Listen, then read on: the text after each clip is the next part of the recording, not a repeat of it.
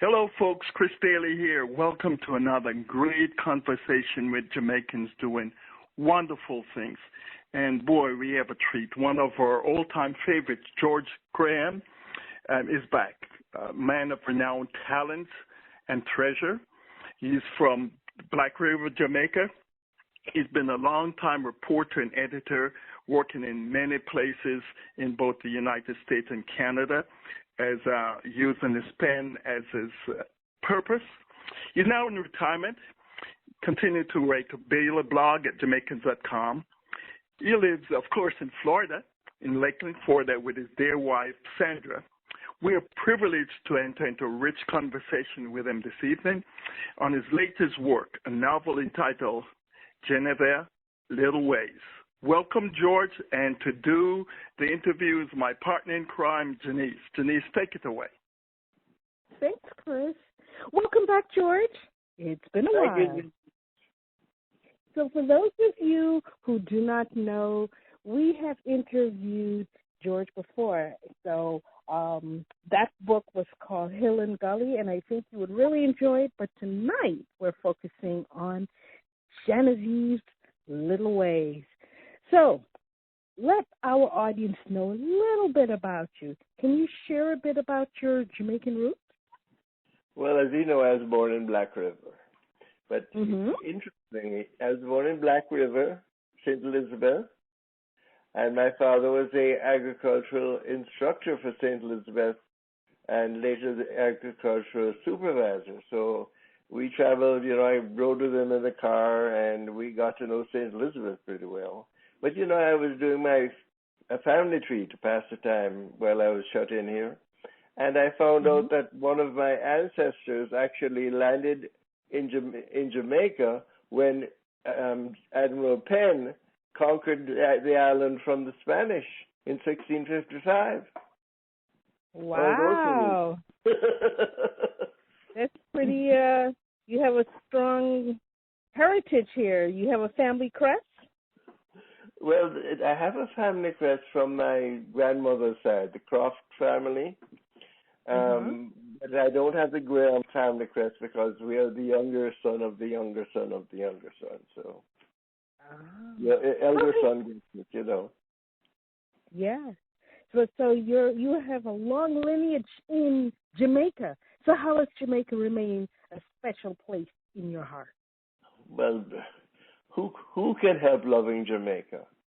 I mean, the memories I have, even as a little child wandering around the district, wandering around Guy's Hill, for instance, when I stayed with my mother's aunt, and people being so sweet and hello, my love, how you doing, sweetie? I mean, who else in the world is that friendly and sweet? I mean, nobody has a big heart like Jamaican people. Quite true. How did you develop this writing skill, and who are your motivators? When I was little, I didn't have any TV. There was no such thing as TV when I was little. I'm 87 years old. But we had the radio sometimes when we could get my father's battery out of the car, and we had books to read, and that was what we had, and the newspaper. So I guess I wrote my first story when I was about 9 or 10 and sent it to the Times. There was a newspaper called the Weekly Times, and they published it. And so I just kept writing things ever since. Yeah, it's so important to encourage the youth because here it is. You're a full-fledged journalist, and you've experienced so many different avenues, Haiti, the U.S., Canada. So it's good to write well is a discipline. What gem would you share to an aspiring writer to help them hone their skills? Well, first of all, if you're a writer, you're writing. It's like I don't know what you'd call it. It's like a thing inside of you that just keeps coming out. I mean, if you're a singer, you sing. If you're a writer, you write. I don't think you can make yourself be a writer just because you want to be a writer. If you're a writer, you're writing. And I don't think it is good writing and bad writing. I think that you just try and make your writing, there's good communication. And if you can communicate, that's good writing. Ah, okay. But you nurture your love for writing and then to bring out Genevieve's Little Ways, a novel with a cover photo of a bright red. That's what, reflective of her hair. How do you go about selecting such things? Well, it was the simplest thing I could find on Lulu.com. I thought maybe it was because of Genevieve. You know, when you were describing her, she's got, you know, very nice hair and. Yeah, well, yes, Genevieve was quite a chick, hot chick, as they say. Yeah, yeah, she was. So, what was the backstory and how you created Genevieve? Well, what happened was I was going to write a story about an old man building a family tree and all the memories and stuff that came back. And as I was writing the story, Genevieve showed up and took over the story and just absolutely ran away with the rest of the book. And I don't know what, I couldn't stop her. Ah, okay. When she just basically galloped away like how she would ride with Fraser in Jamaica. That's an interesting part. Fraser's an interesting character, too, because I like the fact that he talks about the condition of Jamaica. I don't know what what he talks about is why Jamaica is in the economic situation it is. So that was very appreciative because people are like, why is Jamaica like that? You know, it's a great place. We love it because of, I don't know, we just have a attachment to it, but we also have to face the realities. You know, when he was talking to Genevieve about the IMF and things of that nature. But take us through some of the major characters and what passage do you want to communicate? Well, I thought that some people in Jamaica have had a very privileged life and a privileged generations of privilege. And they don't, I wonder if they really appreciate it. You know, this thing, the wealth of everybody in these countries, in America, in England, everywhere, the wealth that they enjoy today, that the middle class enjoys, not just the rich people, the wealth that the middle class enjoys is built on the backs of those poor people they dragged out of Africa and dumped in the belly of those ships and lugged over to these countries and made them work their tails off in the hot sun. Mm-hmm. Those are the people that actually built the wealth that we're all enjoying today. Exactly, but a lot of people don't see it that way. They said, "Look, I didn't own any human cattle, so why should I have to pay?" So you're benefiting. You're benefiting. Okay, so do you have a variety of emotional expectations in this fine work?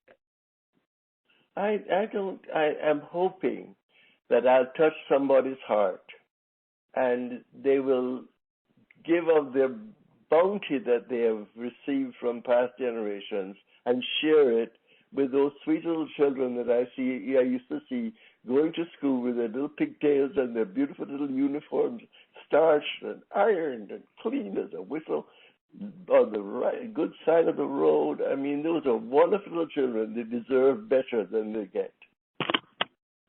Yeah. It's true. And I do remember, you know, it's interesting we should talk about the uniforms because I remember, I was talking to my cousin, and I said, do you remember how those uniforms were just glistening? Because I'm sure you remember how they used to, you probably had a washerwoman that came in on Saturday, and then when they would wash their uniforms, and they would put it on the zinc and let it burn, and that's how the clothes would be so glistening. You know, you just don't see things like that anymore. But you have to give them credit because those things were done by hand. And I think when things are done by hand, it has a lot more, I don't know, meaning to it and also care. Yeah, I remember those those starched uniforms getting done. Fortunately for me, I was a child, so I didn't have to do it. Yeah. My older siblings had to do it for me.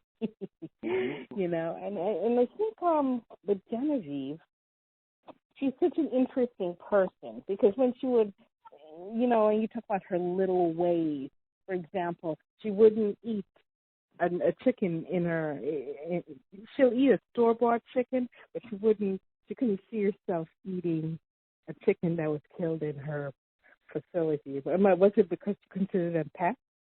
Yeah. Is that why she wouldn't eat them? Yeah, she was soft-hearted. You know, I mean, she didn't know. She grew up in the urban part of Jamaica where you don't know the history of the country very much. You sort of live a good life in a city, and you don't realize what's going on in the rural parts of Jamaica. And when she realized what was going on in the rural parts of Jamaica, her heart was touched because she had a soft heart, and she loved the little children that she met. Yeah, but I was just talking because what I'm saying is this: she had some peculiar ways, but were they really peculiar? Like she was still eating chicken, she just didn't want to.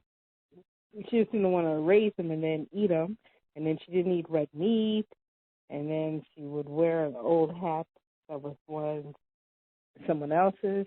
So are those really peculiar little ways, or it's just that part of being human? You know, we all have our quirks, right? Exactly. We all have our little ways. I mean, for a while I wouldn't eat red meat because, you know, they bled like me, but I would eat shrimp because shrimp look like a vegetable to me. So we all have our little ways, you know. I'm a little on the opposite side. I don't eat shrimp and those kind of stuff anymore, but I'm going to eat some steak. Medium well, though. You know, I don't like it mooing.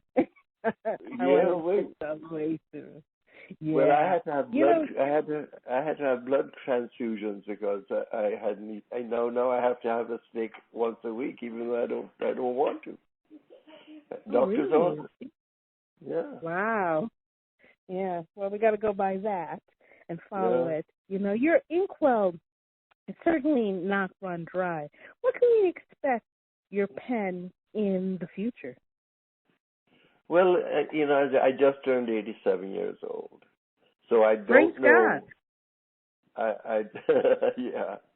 Imagine that. You know, who thought I'd live this long? But I don't know whether I have another book in me because this one came out of nowhere.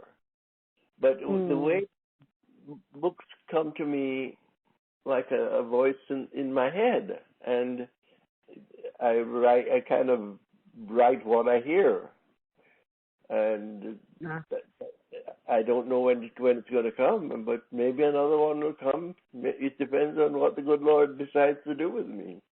Yeah, but I guess it comes from inspiration too, because I've dabbled with the pen. I haven't published anything yet, but it's just gonna come to you, you know. Like I could be having a conversation, and then somebody points something out, or someone makes a really joke, a really a funny thing, and then I just say, you know, I'm going to write about that, and then I do write about it, or I write it down, and then it may or may not evolve.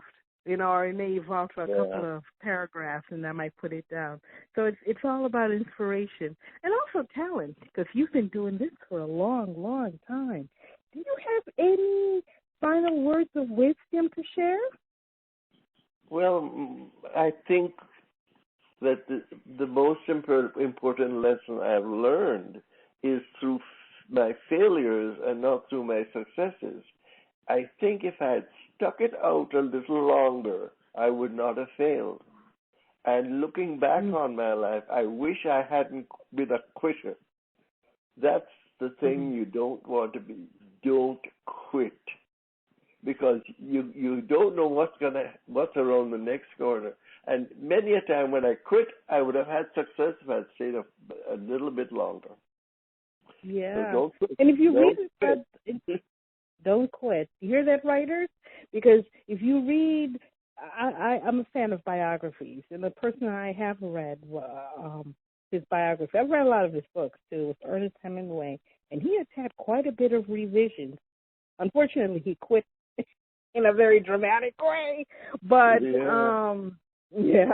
but his writing discipline is what we're addressing, and he did do a lot of revisions to create the classic pieces that he did. But George, we're going to test your Jamaicanness. So, bulla and pear or bulla and cheese? You know, I have never eaten bulla with anything. I've always just eaten bulla. And did you ever call it butter dough? I've had it butter, but you mostly hear it with pear and cheese. I have. This is new to me. I used to eat toto with cheese and bun with cheese, but I never ate bulla with cheese, and certainly not with pear. I ate pear with ackee and saltfish, roast breadfruit, and maybe ampy and hot cocoa, something like that. That's more what I eat pear with. Oh, okay. All right. Cricket or football? Both. You know, at Monroe College, I used to be an off-spin bowler on the cricket team, and I kept goal on the soccer team. So I like both of them. Okay, so there's no. All right, mento or ska? Mento. I like ska to dance. I like to dance to ska, but the music in mento is so poetic. You know, Evening Time is one of the most beautiful songs anybody ever wrote in the history of music. Mento is very musical. Yeah. Well, to learn more about Jamaican Diaspora, visit JamaicanDiaspora.com. To learn more about Chris Daly, visit Digital to Grow, that's the number to grow.com. And to get George's fine work, you can get Hill and Gully, and you will enjoy, because I've read that book, Genevieve's Way, very easy read, and you'll enjoy it. Visit www.lulu.com/spotlight George G-E-D. Okay? So George Graham, or better yet, just Google George Graham, Lulu.com, and all his fine books are up there in the Lulu category. George, we really enjoyed spending time with you. We're glad to have you back, and we'll hear from you then with your next novel. We claim it, and we will see you soon, or talk to you soon. Okay? Perhaps next year. Bye now. Nice talking to you. Okay. Okay.